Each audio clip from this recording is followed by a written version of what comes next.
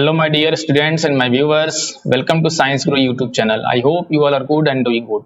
So, we are talking about our chapter Reflection of Light, and today is our 18th lecture. आज अपना 18वां lecture है और इसमें हम बात करेंगे मिरर फार्मूला को लेकर के। देखिए, जितने भी स्टूडेंट हैं जो इस वीडियो को देख रहे हैं उनके लिए एक मेरा एक छोटा सा सजेशन है। अगर आप रियल में फिजिक्स सीखना चाहते हैं तो आप एक बुक में बता रहा हूँ, और ये बुक आपको मालूम भी होगा, हो सकता है आपने इसको परचेज भी किया हो लेकिन इस्तेमाल नहीं करते हो। ठीक है, तो आज के बाद से आप बिल्कुल, अगर आप चाहते हैं कि आप फिजिक्स को बहुत अच्छे तरीके से सीखें, आपको फिजिक्स से एक तरह से मोहब्बत हो जाए, तो ये बुक एससी वर्मा की जो बुक है उसको आप स्टडी करें। आपके क्लासरूम प्रोग्राम जो चल रहा है, आपके क्लासेज में जो नोट्स सर लिखवा रहे हैं उसको फॉलो करें। अभी क्लासेज नहीं चल रही हैं, कोई बात नहीं, आप वीडियो लेक्चर देख रहे हैं तो वीडियो लेक्चर को देखिए और एससी वर्मा के एक्सरसाइज को सॉल्व कीजिए। आपकी फिजिक्स में इतना इंटरेस्ट बढ़ेगा आप खुद अंदाज नहीं लगा सकते। One of the best book in the market to learn the physics. ध्यान दीजिएगा, लर्न द फिजिक्स। अगर फिजिक्स आप सीखना चाहते हैं तो आप concept of physics by S C Verma को जरूर सॉल्व कीजिए। हाँ, दूसरी चीज, एनसीईआरटी को हाँपना। ये तो माय हम्बल रिक्वेस्ट कि आप एनसीईआरटी, जो फिजिक्स की एनसीईआरटी है, उसको आप किसी भी सूरत हाल में टच ना करिए, उससे दूर रहिए, दूरी बना के रखिए। हाँ, केमिस्ट्री में, बायो में जरूर आप उसका यूज करें, 100% यूज करें। फिजिक्स के लिए तो उससे तौबा कर लीजिए। ठीक है, एक छोटा सा मेरा ओपिनियन था, और बाकी भी अगर आपको ओपिनियन चाहिए तो हमें कमेंट कीजिए। चलिए अपना टॉपिक देखते हैं, मिरर फार्मूला। मिरर फार्मूला में हकीकत में क्या होगा कि अपने पास ये रे डायग्राम ड्रॉ किया हुआ है। एक कनकेव की हमने 6 कंडीशन पढ़े थे, उस 6 में से एक ही कंडीशन यहाँ पे ड्रॉ किया गया है। आप कोई भी ले सकते हैं।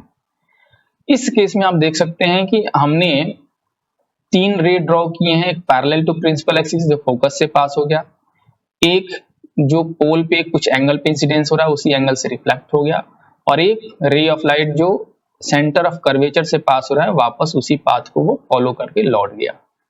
सबका कटिंग पॉइंट ए पर है, और इस केस में यहाँ पे इमेज बन गया उस ऑब्जेक्ट का। अब अपने को यहाँ पे ज्योमेट्री का यूज करेंगे। ठीक है, यहाँ पे 2 ट्रायंगल हमने दिखाया, एक छोटा ट्रायंगल दिख रहा है, एक बड़ा ट्रायंगल दिख रहा है। दोनों triangle according to geometry similar हैं, क्योंकि दोनों एक दूसरे से, यहाँ पे देखिए ये दोनों का एंगल सेम है, दोनों का एंगल सेम है ना। 2 रेखाएं एक दूसरे को कट करती हैं तो उनके बीच का कोण क्या होता है, बराबर होता है, और दोनों का ये एंगल 90 डिग्री का है। ठीक है, तो ये दोनों क्या है, सिमिलर है। जब सिमिलर ट्रायंगल होगा तो हम सबसे अच्छा हमारे लिए क्या चीज है कि दोनों ट्रायंगल के हाइट का अनुपात दोनों ट्रायंगल के आधार के अनुपात के बराबर होता है। उसी को हम लिख देते हैं। तो देखिए हमने क्या लिख दिया, बी डैश ए डैश, पहले वाले छोटे वाले ट्रायंगल का B dash A dash height ले लिया, उसके बाद उसके नीचे पीएम लिया। पीएम क्या है, यहां से लेके यहां तक की दूरी, यहां से लेकर के यहां तक। अब पीएम लिखा है, अब थोड़ा सा लग रहा है कि सर पी यहां पर है, पीएम। एक्चुअल में हम जो स्टडी करते हैं उसमें मिरर का ध्यान दीजिएगा, उसमें मिरर का एपर्चर छोटा लेते हैं। एपर्चर छोटा कहने का मतलब है ये पी से एम की दूरी इतनी बड़ी अपने को दिख रही है ना, तो उस केस में उतना बड़ा होगा नहीं, ये बिल्कुल यहाँ पास में होगा। यहाँ पे सपोज यहाँ मान लीजिए, आप यहाँ दिख रहा है ना, यहाँ मान लीजिए, उस केस में m यहाँ पर होगा। m से लेके जब यहाँ पे आप एक लंब डालेंगे, परपेंडिकुलर एक डिस्टेंस लेंगे, तो क्या हो जाएगा, काफी p के करीब होगा, और एपर्चर छोटा मान लेंगे, p पर आ जाएगा। तो हमारा एजम्पशन होता है कि एपर्चर काफी छोटा है। दूसरी बात, हम इसमें ऐसा भी कह सकते हैं कि ये जो रे जो है, ऊपर वाली सबसे जो रे है जो प्रिंसिपल एक्सिस के पैरेलल है, वो मार्जिनल रे कहलाती है, क्योंकि इस केस में एंगल ये बड़ा बना रहा है। इसी को आप नीचे लाते जाइए, इस वाले रे को आप नीचे लाते जाइए, नीचे लाते जाइए, तो क्या होगा, ये वाला एंगल छोटा होता जाएगा। जितना ही छोटा होता जाएगा उतना ही हमारे लिए बेनिफिशियल होगा, उसको कहते हैं पैरेक्सियल रे। और जितना हम इसमें स्टडी करते हैं ज्योमेट्रिकल ऑप्टिक्स में, यानी रे ऑप्टिक्स का जो हिस्सा अपना, उसमें हमेशा हम पैरेक्सियल रे के लिए बात करते हैं, मार्जिनल रे के लिए बात नहीं करते हैं। यानी हमारा एजम्पशन हमेशा रहता है कि एपर्चर काफी छोटा है। ठीक है, चलिए वापस अपने पॉइंट पे आते हैं। तो हमने ये चीज लिख दी। इसमें एक चीज और आपको ध्यान में रखना है कि इस केस में, इस ट्रायंगल में आपने हाइट इस छोटे वाले का लिखा और उसके बाद बड़े वाले का नीचे लिखा, तो जब बेस भी लिखेंगे तो पहले छोटे वाले का बेस लिखेंगे फिर बड़े वाले का बेस लिखेंगे। ऐसा नहीं है कि यहाँ पे पहले छोटे वाले के लिए लिखे और यहाँ पे पहले बड़े वाले के लिए लिख दिया, ठीक है, ऐसा नहीं करना है, ठीक। अब नेक्स्ट देखिए, अपने को किसके टर्म में लिखना है, एफ यू और वी के टर्म, एफ यू और वी के टर्म में। इस केस में अपने पास एक तो यहाँ पे दिख रहा है ये B dash A dash, height हो गई इमेज की, चलो इसको रहने दो। दूसरा हो गया बी डैश एफ, ये भी अपने को अभी यू वी और एफ में से किसी के टर्म में नहीं है। एफ पी, हाँ ये टर्म है, पी से लेके एफ की दूरी को क्या करें, एफ, ये एफ के टर्म में आ गया, एक चीज तो मिला एफ। एक है पी एम, पी एम। अब ध्यान दीजिएगा, पी से लेके एम तक का जो हाइट है यानी जो दूरी है, वो दूरी तो बिल्कुल ए बी के बराबर होगा ना, होगा कि नहीं होगा। तो हम क्या करेंगे, इस पीएम को लिख देंगे ए बी, पीएम को क्या लिख देंगे, पीएम के बदले ए बी लिख देंगे, हमने लिख दिया।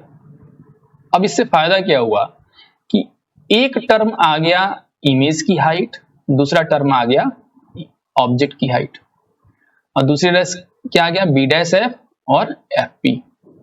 अब इसमें करना क्या है, हमने बताया था पिछले लेक्चर में कि सारे की सारी जो डिस्टेंसेस होती हैं वो पी से मेजर करते हैं। कहां से मेजर करते हैं, पी से।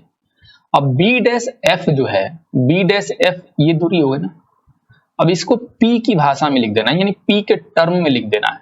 तो देखो क्या लिख सकते हैं, पी बी डैश लिख सकते हैं और उसमें से माइनस कर दे कितना, हम पी एफ को माइनस कर देते हैं। तो हमने इसको फिर से रीअरेंज करें, बी डैश एफ को हमने फिर से रीअरेंज कर दिया, बी डैश एफ को हमने कन्वर्ट कर दिया, पी से बी डैश इतनी हाइट लेंथ में से हमने ये लेंथ घटा दिया पी से एफ वाला, लिख सकते हैं, मैथ है, मैथ के अकॉर्डिंग लिख सकते हैं इसको। ये अपना इक्वेशन नंबर 1 हो गया। अब ध्यान दीजिएगा, अपने पास एक दूसरा सिमिलर ट्रायंगल ले रहे हैं, ठीक है, नया पेयर ले रहे हैं सिमिलर ट्रायंगल का। देखिए यहाँ पर ये दोनों केस में यहाँ दिख रहा है, ये दोनों का एंगल सेम होगा, जितने एंगल से इंसिडेंस होगा उतने एंगल से ये रिफ्लेक्ट होगा। तो ये दोनों ट्रायंगल का एंगल सेम हो गया और दोनों राइट एंगल ट्रायंगल है, ये दोनों क्या हो गए, सिमिलर ट्रायंगल हो गए। फिर ऊपर वाला जो हमने काम किया फिर उसी तरीके का इस्तेमाल फिर से कर सकते हैं, यानी फिर क्या हम लिखेंगे, हाइट का अनुपात बराबर होगा बेस के अनुपात के, फिर से वही चीज लिख देते हैं, ठीक है। तो हमने वो चीज लिख दिया। क्या है यहाँ पे देखिए, ध्यान दीजिएगा, बी डैश ए डैश और यहाँ पे क्या है A B, B dash A dash और ए बी। इस ट्रायंगल का ये हाइट हो गया और बड़े वाले ट्रायंगल का ये हाइट हो गया, दोनों ट्रायंगल का बेस। तो पहले हम किसका लिखेंगे, छोटे वाले का, क्योंकि पहले छोटे वाले का लिखा है, तो B dash P, B dash P. फिर उसके बाद बड़े वाले ट्रायंगल का base B dash P, sorry B P, क्या हो गया बी पी लिख दिया। अब यहां देखिए, ये तो पी के टर्म में है, ये भी पी के टर्म में है, इसको इक्वेशन नंबर 2 लिख दिया हमने। इक्वेशन नंबर 1 और 2 को कंपेयर कीजिए, दोनों का लेफ्ट हैंड साइड, ध्यान दीजिएगा, दोनों का लेफ्ट हैंड साइड क्या है, सेम है। तो दोनों का राइट हैंड साइड बराबर लिख सकते हैं ना, दोनों का राइट हैंड साइड हम बराबर लिख सकते हैं। ये वाला टर्म किसके बराबर हो गया, इस वाले टर्म के बराबर हो गया। चलिए अच्छी बात है, कंपेयर कर दिया तो अपने को ये इक्वेशन मिल गई। यहाँ पे बिल्कुल ध्यान देंगे, आपको मालूम चलेगा सभी टर्म पी के टर्म है। यहाँ देखिए, इसमें भी पी है, इसमें भी पी है, इसमें भी पी है, इसमें भी पी है, इसमें भी पी, सब में पी है ना। पी इसलिए कि सारे डिस्टेंसेस कहां से मेजर करते हैं, हम पोल से मेजर करते हैं। लिखो, अभी हमने इसको डिराइव किया था, अब इसके बाद हम यूज करेंगे साइन कन्वेंशन का, जो लास्ट लेक्चर में मैंने बात किया था साइन कन्वेंशन, बिल्कुल उसके अकॉर्डिंग। इस केस में आप देख सकते हैं बी डैश पी किसके बराबर है, बी डैश पी किसके बराबर है, यू वी के बराबर, बी डैश पी किसके बराबर है, वी के बराबर। एफ पी, एफ से लेकर के पी तक की दूरी को क्या कहते हैं, स्मॉल एफ, फोकल लेंथ। उसी तरह से बी डैश पी हो गया बीपी, बीपी क्या हो गया, बी से लेकर के पी तक की डिस्टेंस, इसको क्या कहते हैं हम, यू कहते हैं। इसको पुट कर देंगे, यानी बी डैश पी के बदले वी, इसके बदले एफ, इसके बदले एफ, फिर इसके बदले वी और इसके बदले यू। अब इस केस में है क्या चीज कि यू जो है वो ऑब्जेक्ट की डिस्टेंस हो गई पोल से, वी क्या हो गया, इमेज की डिस्टेंस हो गई पोल से, और एफ हो गया अपना फोकल लेंथ। लेकिन उसको पुट करने के लिए साइन कन्वेंशन यूज करना पड़ेगा। क्योंकि हमने लास्ट लेक्चर में पढ़ा था कि साइन कन्वेंशन का यूज करना होता है इसमें। अब इस केस में ऑब्जेक्ट जो यहाँ रखा गया है, ऑब्जेक्ट से जो रे ऑफ लाइट इंसिडेंस हो रहा है मिरर पे, वो लेफ्ट टू राइट हो रहा है, और हमारा जो मेजरमेंट स्टार्ट होता है पहला पॉइंट की पी से स्टार्ट होता है, और पी से हम जा किधर, लेफ्ट साइड जा रहे हैं। पी से किधर जा रहे हैं, हम लेफ्ट साइड जा रहे हैं। तो अगर लेफ्ट टू राइट अपना इंसिडेंस है और इसके अपोजिट जा रहे हैं तो हमारा मेजरमेंट क्या होगा, निगेटिव होगा। या सिंपल में कहें तो इसके पी से लेफ्ट जा रहे हैं तो निगेटिव हो जाएगा, अगर पी से राइट जाते तो पॉजिटिव हो जाता। तो जितनी मेजरमेंट है एफ, यू और वी, वो क्या है, निगेटिव होंगे। ठीक है, तो सारी वैल्यू पुट कर देंगे, पुट करेंगे तो सारे क्या आएंगे, निगेटिव में पुट कर दिया, इसको रीअरेंज किया, फिर से रीअरेंज किया तो अपना एक फॉर्मूला आ गया 1/v plus 1/u equal to 1/f, और इसी को कहते हैं मिरर फॉर्मूला। ये आपको याद रखना है, जहां पे सबका अपना यूजफुल मीनिंग है, जहां पे u ऑब्जेक्ट की डिस्टेंस, v इमेज की डिस्टेंस और f उस मिरर का फोकल लेंथ हो गया। ये तो था अकॉर्डिंग टू एनसीईआरटी, जो एनसीईआरटी में दिया गया है उसको मैंने आपको यहाँ पे समझा दिया। अब थोड़ा सा इसको स्मॉल करते हैं, एक सिंपल, बिल्कुल सेम यही चीज है, इसको सिंपल करते हैं। ठीक है, चलिए देखते हैं उसको, जो सिंपल मेथड है बिल्कुल यही चीज है, बट जो कैलकुलेशन है उसको मैंने यहाँ रिड्यूस कर दिया गया है। तो इस केस में देख सकते हैं कि हमने कनकेव मिरर लिया है। ठीक है, इसमें हमने ये ऑब्जेक्ट है, ये क्या हो गया अपना ऑब्जेक्ट, ऑब्जेक्ट की हाइट h0, ये उसका इमेज बना, क्या हो गया hi, ये इमेज की हाइट हो गई hi। एंगल ऑफ इंसिडेंस और एंगल ऑफ रिफ्लेक्शन दोनों बराबर होंगे। जो हाइट है, जो ऑब्जेक्ट है, वो कितना एंगल बना रहा है, θ0, और इमेज कितनी एंगल बना रहा है, θi, और दोनों ही एंगल लॉ ऑफ रिफ्लेक्शन के अकॉर्डिंग बराबर होंगे। ये दिख रहा है ना, दोनों ट्रायंगल, दो अलग अलग कलर में दो ट्रायंगल दिख रहे हैं, दोनों राइट एंगल ट्रायंगल है, और दोनों के लिए ये वाला एंगल यानी θ0 और θi क्या है, बराबर, according to law of reflection. ये दोनों ट्रायंगल क्या होंगे, सिमिलर ट्रायंगल हो गए। दोनों ट्रायंगल कैसे हो गए, सिमिलर ट्रायंगल हो गए, तो सिमिलर ट्रायंगल का यूज कर लेंगे। अब यहां से ये पोल है, पोल से ये इमेज की दूरी v और पोल से ऑब्जेक्ट की दूरी u हमें मालूम है। यहाँ पे दोनों सिमिलर ट्रायंगल का यूज करेंगे तो क्या लिखेंगे, दो सिमिलर ट्रायंगल हैं तो दोनों के हाइट का अनुपात बराबर होगा दोनों के बेस के अनुपात के, लिख देते हैं। अब यहाँ देखिए, ऑब्जेक्ट की हाइट पहले लिख दिया हमने h0, अब बाद में क्या लिख दिया, इमेज की हाइट hi, लेकिन यहाँ साइन लगा दिया माइनस, यानी पिछली दफा जो हम a b a dash b dash लेके चल रहे थे उन सबको हमने डिलीट कर दिया, उसकी अपने को जरूरत नहीं है, हम डायरेक्ट लिख सकते हैं। ठीक है, बिल्कुल सिंपल। हमने क्या लिख दिया, h0 माइनस hi, माइनस इसलिए लिखा क्योंकि ऑब्जेक्ट ऊपर की तरफ है, इसको पॉजिटिव लेंगे तो इमेज इसके उल्टा बना है तो नेगेटिव लेंगे। ठीक है, क्योंकि ये पॉजिटिव y को रिप्रेजेंट कर रहा है, ये नेगेटिव y को रिप्रेजेंट कर रहा है, ऐसे भी समझ सकते हैं आप। नेक्स्ट हमने क्या लिखा है, बेस का अनुपात, तो बेस क्या है, तो ऑब्जेक्ट का u और इमेज का v, क्या लिख सकते हैं, u बाई v, लेकिन ये भी माइनस में लिखेंगे, minus u by minus v हमने लिखा नहीं है, क्योंकि minus u by minus v लिखेंगे तो कट जाएगा वो, और फिर क्या आएगा, u बाई v। आप चाहे तो लिखें और दोनों को वहीं कैंसिल कर दें। ठीक है, तो ये इक्वेशन नंबर फर्स्ट आ गया अपने पास।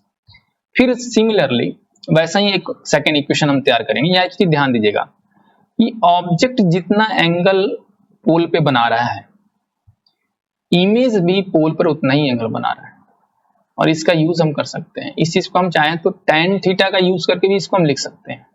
ठीक है, लेकिन यहाँ पे एक चीज बता दी है, बहुत सारे न्यूमेरिकल में ये हेल्पफुल होता है ये बात। ठीक है, angle subtended at pole by object and image are equal, यानी थीटा आई इक्वल टू θ0। ठीक है, चलिए इसका सेकंड इक्वेशन अपने को निकालना है। फिर से हमने एक ट्रायंगल लिया, उसी कनकेव मिरर में एक लिया हमने, ये बड़ा वाला एक छोटा वाला दिख रहा है, दो ट्रायंगल है, दोनों सिमिलर ट्रायंगल है, दोनों राइट एंगल ट्रायंगल होंगे। चूंकि अपर्चर छोटा मानते हैं इस केस में, अपर्चर क्या मानते हैं, छोटा, तो यहाँ से जो लंब डालेंगे वो भी 90 डिग्री का होगा, और ये 90 डिग्री दिख ही रहा है अपने को, तो दोनों सिमिलर ट्रायंगल का यूज करेंगे। अब यहाँ पे एक चीज ध्यान दीजिएगा, यहाँ पे ये पोल है P से लेकर के F तक की दूरी को F कहेंगे, और यहां से लेके यहां तक की जो दूरी होगी उसको क्या कहेंगे, U माइनस F। क्योंकि पूरी जो दूरी P से ऑब्जेक्ट की जो दूरी होती है उसको U कहते हैं, उसमें से हमने इतना माइनस कर दिया, इतना, ध्यान दीजिएगा, यहाँ ये वाली लेंथ माइनस है। क्यों, क्योंकि इस ट्रायंगल का जो बेस है वो यहां से लेकर के यहां तक ही है, F से लेकर के यहां तक है, और इस ट्रायंगल का जो बेस है एफ से लेकर के यहाँ तक है, तो हमें डिस्टेंस तो यही चाहिए ना, ये वाली डिस्टेंस चाहिए। ये वाली डिस्टेंस कितनी होगी, तो ज्योमेट्री का यूज करें, सिंपल है, तो u माइनस एफ होगा। और ये वाली डिस्टेंस इस बेस का लेंथ कितना होगा, एफ होगा। ठीक है, यानी पहले से ही अपना ज्योमेट्री जो हमें मालूम है उसका इस्तेमाल करके डायरेक्ट उसी को लिख देना है। ठीक है, तो अपना स्टेप जो कैलकुलेशन का है डेरिवेशन में वो काफी रिड्यूस हो जाएगा। चलिए अब फिर से यही दोनों ट्रायंगल, अपने दोनों two coloured triangles are similar, दोनों ये जो अपने को कलर्ड ट्रायंगल दिख रहे हैं दोनों सिमिलर ट्रायंगल हैं। फिर वही बात, हाइट का रेशियो और बेस का रेशियो का अनुपात बराबर होगा, रेशियो एन अनुपात। खैर इस केस में फिर वही H not by H I लिखेंगे, एच आई एक दूसरे के अपोजिट है, निगेटिव में है तो माइनस लिख दिया। अच्छा, इसकी डिस्टेंस क्या लिखेंगे हम, u माइनस एफ लिखेंगे, तो u माइनस एफ लिख दिया, और इसकी डिस्टेंस f। ठीक है, ट्रायंगल का यूज किया तो u माइनस एफ, और दोनों इसके अपोजिट साइड में है तो दोनों निगेटिव लेंगे, कैंसिल हो जाएगा, ये अपने को इक्वेशन मिल जाएगा। ठीक है, दोनों को कंपेरिजन कर लें, फर्स्ट और सेकंड को कंपेरिजन करें। दोनों में देखिए एच नॉट बाई आई है, देखिए आपको फिर से दिखाते हैं, क्या था, H not by H I negative के साथ, इसमें भी सेम वही चीज है। तो दोनों का लेफ्ट हैंड साइड बराबर है, दोनों का राइट हैंड साइड भी बराबर होगा, लिख दिया। और रीअरेंज करके जब सॉल्व करेंगे तो आपको वापस वही इक्वेशन मिल जाएगा, 1 by V plus 1 by U equal to 1 by F. इसी को कहते हैं मिरर फॉर्मूला, ये अपने को याद रखना है। फिर इसको रीअरेंज करेंगे तो हम इसको भी लिख सकते हैं, जहां से आप केवल भी निकाल लें तो ये आ जाएगा U F upon you minus F. फिर से रीअरेंज इसको कर दें तो अपने को नया मिल जाएगा equation u equal to V F upon V minus F. यानी तीनों फॉर्मूला आप याद रखिए या केवल इसको याद रखिए, काम हो जाएगा। तीनों याद रखते हैं थोड़ा सा कैलकुलेशन आसानी होती है। तुरंत आपको मान लीजिए कि क्वेश्चन एक आया न्यूमेरिकल जिसमें u दिया है, f दिया है, आपसे v पूछ रहा है, तो आप आसानी से तुरंत इसका u से निकाल देंगे। अदरवाइज v दिया है, f दिया है और u निकालना है तो इस फॉर्मूले का यूज करके निकाल लें, अदरवाइज इससे तो निकलेगा ही, लेकिन थोड़ा सा इसमें फास्ट काम हो जाएगा, इसमें थोड़ा स्लो होगा। तो ये एक छोटा सा आपको ये चीजें बतानी थी और बहुत ही सिंपल ये तरीका था, उम्मीद है आपको पसंद आया होगा। इस चीज में आप चाहें तो tan थीटा का भी यूज कर सकते हैं। अब आते हैं वापस जिस चीज को मैंने कहा था, ये जो तरीका है इसमें tan थीटा का भी यूज कर सकते हैं। tan थीटा का यूज कहाँ करते हैं, राइट एंगल ट्रायंगल में यूज करते हैं। दोनों ट्रायंगल इसमें राइट एंगल ट्रायंगल है, यहाँ भी tan थीटा का यूज करके सेम चीज लिख सकते हैं।